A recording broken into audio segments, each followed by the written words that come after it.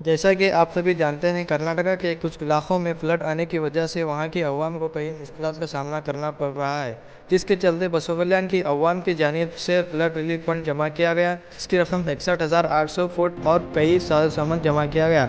इस काम को अंजाम देने वाले त्रिपुरांत के कयूमर स्वामी, बसव कल्याण ट्रैफिक PSI जयश्री मैडम और लोकेश APVP और कई लोगों ने अहम रोल अदा किया।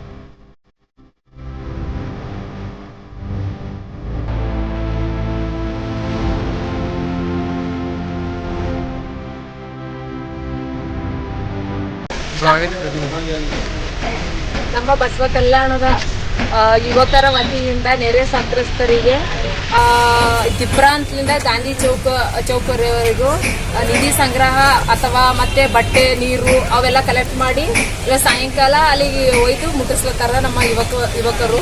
ಇದರಿಂದ ಬಸವ ಕಲ್ಯಾಣದ ಪ್ರತಿಯೊಬ್ಬರು ಶ್ರೀಮಂತರಿರಲಿ ಬಡವರಿರಲಿ ಎಲ್ಲರೂ ಧನ ಸಹಾಯ ಮಾಡ್ತಿದ್ದಾರೆ. ಅವರಿಗೆಲ್ಲ ತುಂಬಾ ಥ್ಯಾಂಕ್ಸ್. ಎಲ್ಲರಿಗೂ ಒಂದೊಂದು ಪರಿಸ್ಥಿತಿ ಬರ್ತದೆ, ಅವರು ಅರ್ಥ ಮಾಡ್ಕೊಂಡು ಸ್ವಲ್ಪ ಸಹಾಯ ಮಾಡಲಿ ಅಂತ ಕೇಳ್ಕೊತೀವಿ.